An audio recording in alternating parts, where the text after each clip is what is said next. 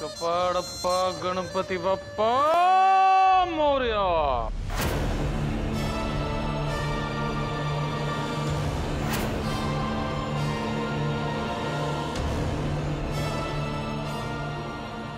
लिंगप्पा,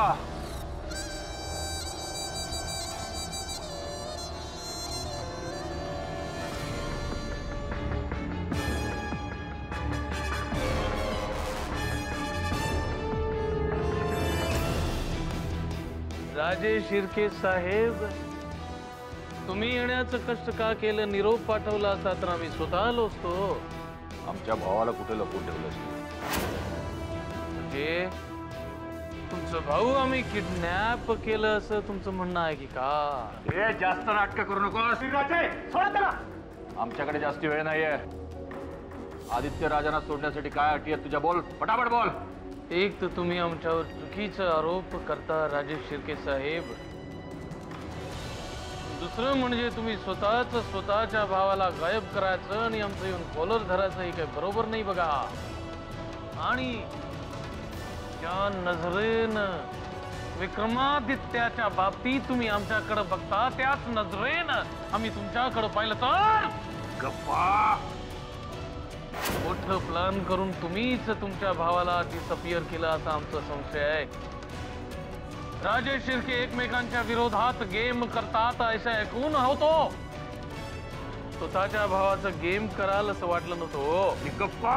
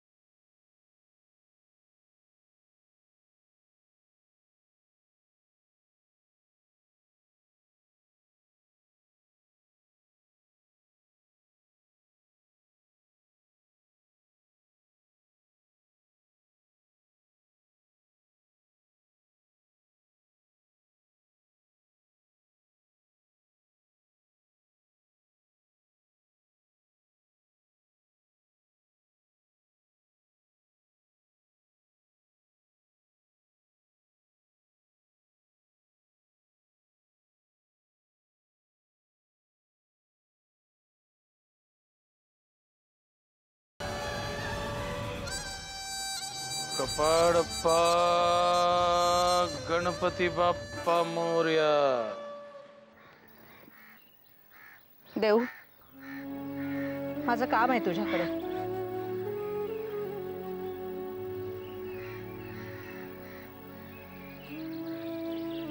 मला बोलायचंय तुझ्याशी. म्हणजे उत्तर हवंय तुझ्याकडून. पण मला हवं तेच उत्तर हवंय.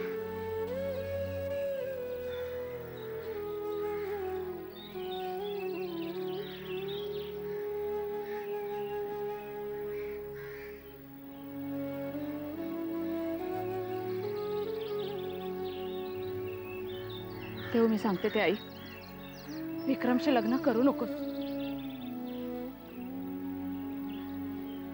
हे बघ, आता जर तू मी सांगितलेलं ऐकलं नाहीस तर मी असं समजेन की आईच्या प्रेमापेक्षा विक्रमशी लग्न करणं तुला अधिक महत्वाचं वाटतं. माझा निर्णय मी सांगितलेला आहे. आता तुझी वेळ आहे. मलाही आता बघायचंच आहे. आईचं प्रेम की विक्रम, तुला काय महत्वाचं वाटतं? तुला या दोन्हीपैकी एकाचीच निवड करायची आहे. देव, ऐक माझं. देव, मला उत्तर हवंय तुझ्याकडून. देव, तू मी सांगितलेलं ऐकलं नाहीस तर मी विष पिऊन आत्महत्या करीन. आई प्लीज, आई प्लीज थांबव हे सगळं आता. का करतेस तू हे सगळं? का मला असं ब्लॅकमेल करतेस? ब्लॅकमेल? हो, तू ब्लॅकमेलच करतेस मला. देव, आई मी मुलगी आहे तुझी. माझ्या भावना समजून घ्यायचा कधीतरी प्रयत्न कर ना. प्रत्येक वेळी तू मला चुकीचं ठरवलंय. आजही माझ्या आयुष्यातला सगळ्यात महत्वाचा निर्णय, पण तुला तो चुकीचा वाटतो म्हणून मी तो बदलायचा का? म्हणून प्रत्येक वेळेस मीच का माघार घ्यायची? आज तर तू कहर केला जाईल. माझा निर्णय बदलायला मी तयार नाही म्हणून तू जीवाची धमकी दिली. नाही आई, आई आई आई आई काय होतंय? आई आई साक्षी, आई आई आई काय होतंय? साक्षी, आई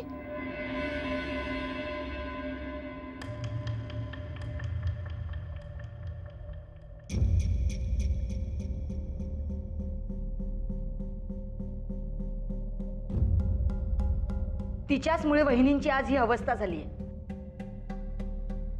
उद्या कुणाचा नंबर आहे कुणास ठाऊक. कुणाबद्दल बोलतेस तू? तुमची लाडकी देवयानी. मॉम, उगाच काहीतरी बोलू नकोस. तू गप्प बस. तुला काही कळत नाही.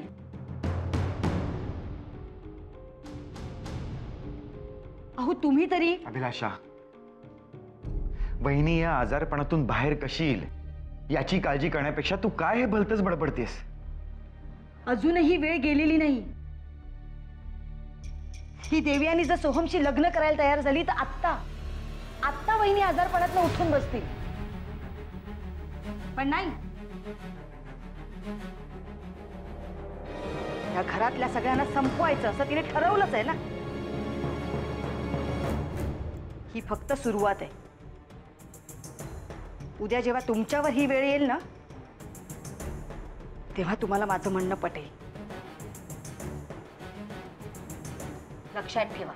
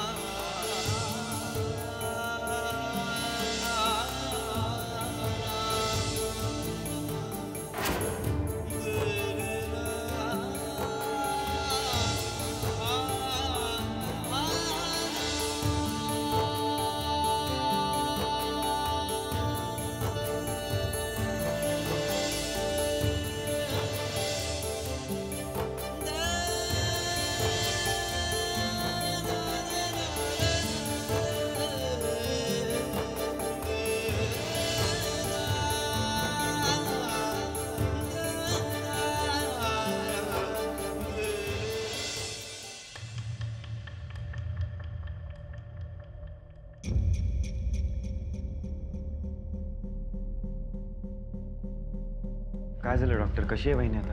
एक ग्लास पाणी. शाव.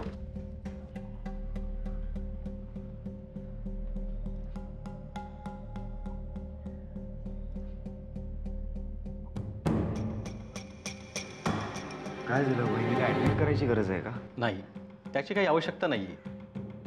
पण डॉक्टर, आईला अचानक असं काय झालं हे तुला सांगण्याची गरज आहे? अभिलाषा, तू प्लीज जरा शांत राहा. हे पहा, यापूर्वी त्यांची एन्जिओप्लास्टी झालेली आहे, त्यामुळे त्यांनी खरं तर कोणत्याही प्रकारे मानसिक त्रास करून घ्यायला नको. आता तसं घाबरण्यासारखं काही नाही आहे, पण एक काळजी तुम्हाला घ्यावी लागेल. इथून पुढे त्यांना कोणत्याही प्रकारे मानसिक त्रास होणार नाही याकडे लक्ष द्या. मी काही औषधी लिहून दिली आहेत आणि त्यातूनही काही वाटलं तर मला फोन करा. ठीक आहे? बरं, देव मी आलो.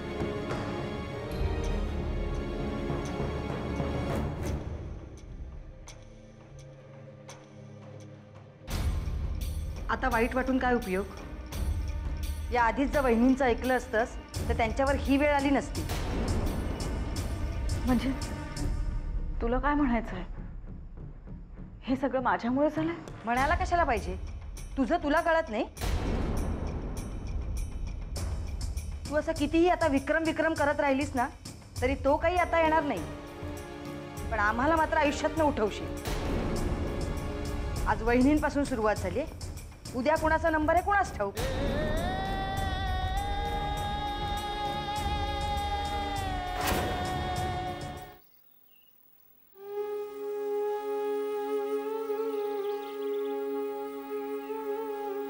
देव देव तू का मनाला लावून घेते? काकूची तुसडेपणाने बोलायची सवय माहिती आहे ना तुला. काकू काही चुकीचं बोललेली नाही. आईच्या या अवस्थेला मीच कारणीभूत आहे. देव देव तू काय बोलतेस हे? हो साक्षी, मी आईला असं बोलायला नको होतं, पण मी तरी काय करू सांग ना. आज विक्रमला कोणीतरी किडनॅप केलंय. त्याची सुटका कशी होईल या विचारात माझी झोप उडाली साक्षी. आणि आई मला सोहमशी लग्न करायला सांगत होती. मला नाही सहन झालं. आईची प्रत्येक गोष्ट प्रत्येक वेळी आपण ऐकायचीच असा तिचा हट्टच असतो. आई तुला सोहमशी लग्न करायला सांगते?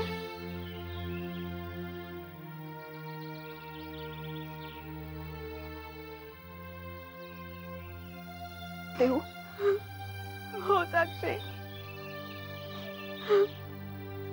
का करू मी सोहमशी लग्न? माझं आणि विक्रमचं एकमेकांवर प्रेम हे आईला माहिती आहे ना. विक्रमने माझ्यासाठी त्याचं घर सोडलंय. दादूंच्या अटी पूर्ण करण्यासाठी रात्रंदिवस तो काबाड कष्ट करतोय. हेही आईला दिसतंय. प्लीज प्लीज शांत हो तू. साक्षी साक्षी मी त्यावेळी शांत राहण्याचा खूप प्रयत्न केला, पण आई ऐकायलाच तयार नव्हती. मग मी आईला खूप खूप बोलले आणि म्हणूनच आईची आज अशी अवस्था आहे.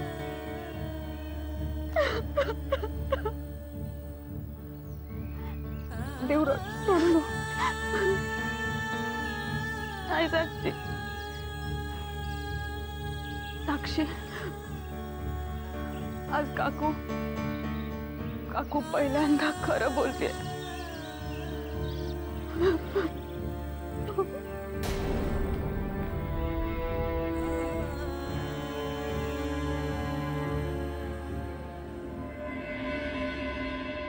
बहिणी कसं वाटतंय आता?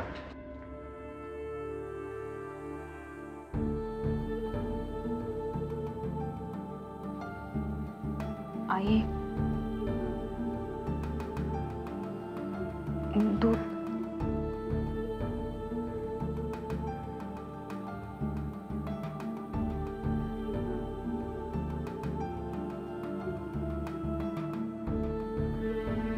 बहिणी थोडंसं काहीतरी खाऊन घे, बरं वाटेल.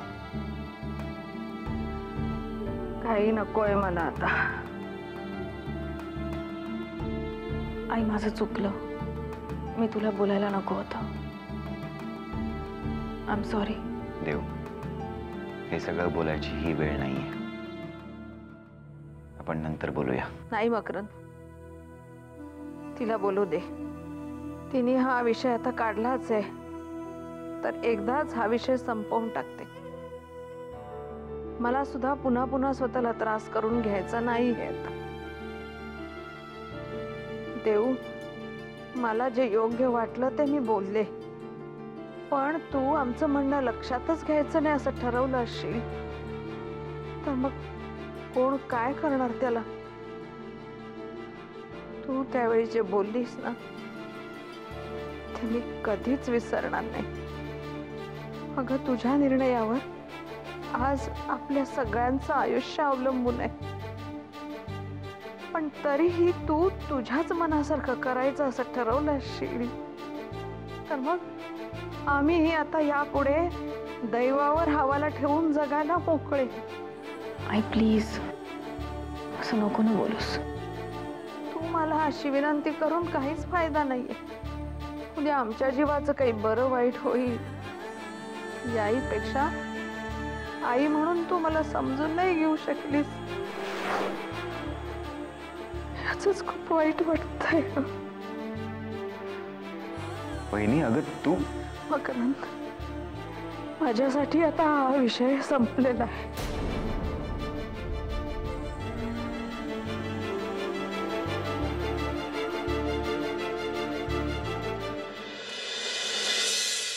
हे सगळं काय झालं तळोबा?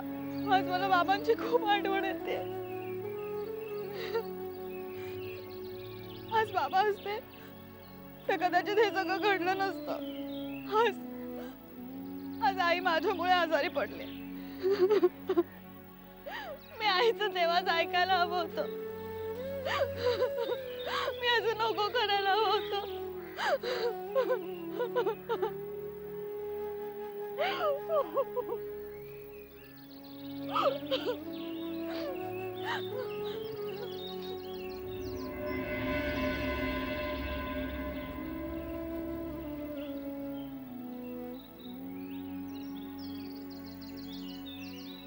साक्षी, साक्षी, मी खूप वाईट आहे ना.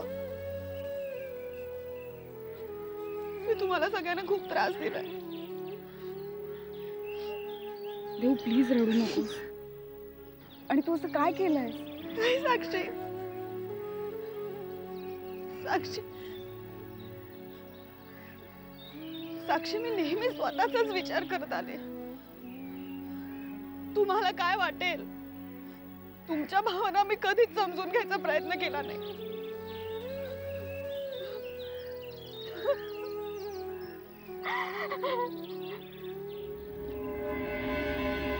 असं काही नाहीये. तू स्वतःला दोष देऊ नकोस. असंच आहे साक्षी. साक्षी, उद्या आईला जर काही झालं ना तर मी स्वतःला कधीच माफ करू शकणार नाही. हे बघ, एकदा का आईने आता डोळे उघडले ना की मी आईला सांगून टाकेन. मी तिला सांगेन. ती जे सांगेल ते मी करायला तयार आहे. देव, तू काय बोलतेस? ह्याचा अर्थ तुला कळतोय? हो, मला सगळं कळतंय साक्षी. साक्षी, उद्या जर मला आई आणि विक्रम मध्ये एकालाच कोणाला तरी निवडायला लागलं ना तर मी आईसाठी विक्रम नाही विसरायला तयार आहे. पण मी आईला आता काही होऊ देणार नाही. मी आईला काही होऊ देणार नाही. आईला काही होऊ देणार नाही. आईला काही होणार नाही.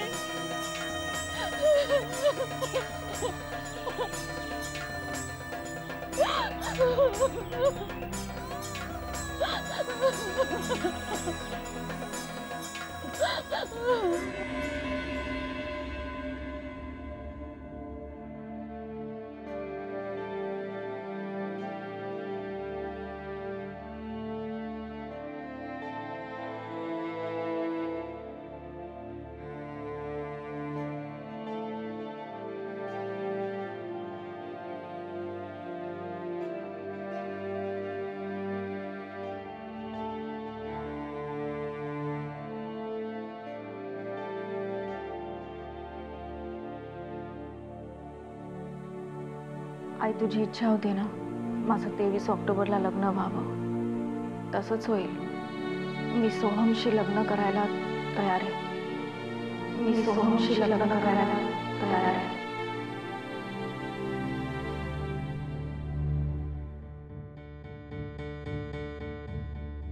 देऊ, तू खरं बोलतेस? आई, देऊ खरंच बोलते.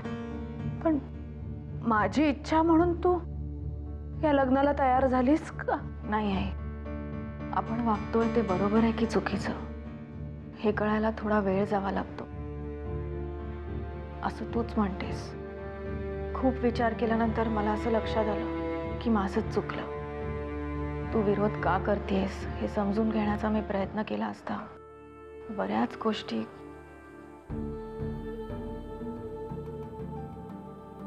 गोष्टी घडण्यापासून टळल्या असत्या. पण अजूनही वेळ गेलेली नाही. तू अगदी योग्य वेळी हा निर्णय घेतलाय.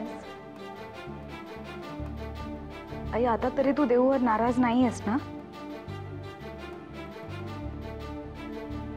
देऊ, अगं तुला कल्पना नाहीये, तुझ्या या एका निर्णयाने तू आपल्या सगळ्यांबरोबरच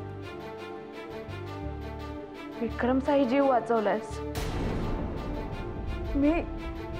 मी खूप खुश आहे. म्हणजे मला शब्दात नाही सांगता येत आहे.